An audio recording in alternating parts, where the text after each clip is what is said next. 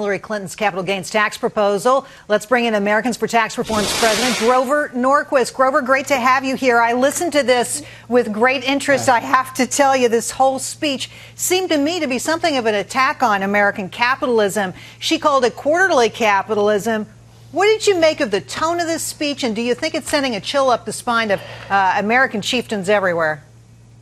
Well, what's interesting is watch the stock market in the next week. If it doesn't move down, people are telling you they don't think she's going to be the next president.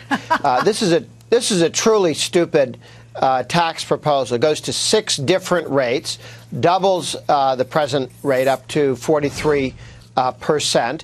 Why in the world would you want to tell people how long to hold stocks? The whole point of a free market economy is that people should move from stocks that they don't have faith in to ones that they do. And you shouldn't wait for some arbitrary deadline where Hillary Clinton says you've held a stock long enough to make a decision. The world changes. You want a fluid, free market.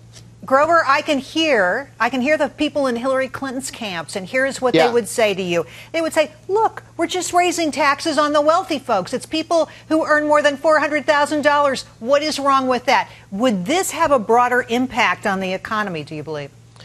Absolutely, because, of course, this is not going to be indexed for inflation.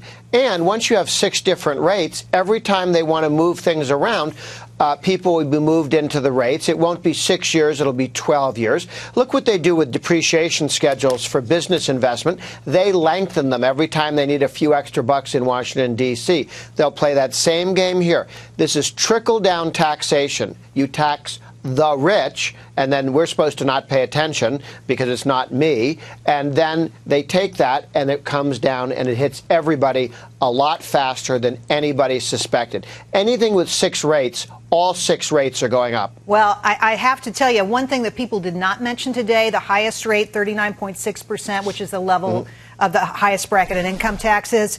Remember that it's actually going to be higher than that because you're already paying an extra 3.8% on net investment income, right? So it's really over 40%. That's the amount that these folks would be paying. At that level, what is the incentive to buy stocks? It's way down. The other question is what does she do with the capital gains within corporations?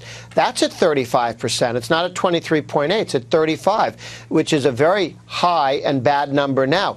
Does that go up as well? You know, our own Charlie Gasparino today was saying that this was really aimed at, very narrowly, what he called activist investors, the folks who go into these companies, buy stock with a view of trying to influence policy, get the stock price up.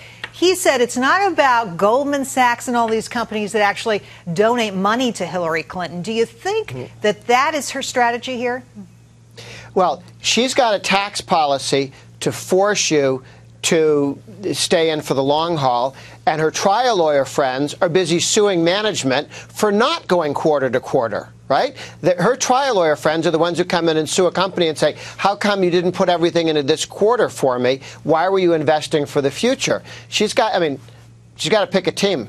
She's got to pick a team. Grover, it's great to see you. Thank you for coming on the show tonight. Good to be with you.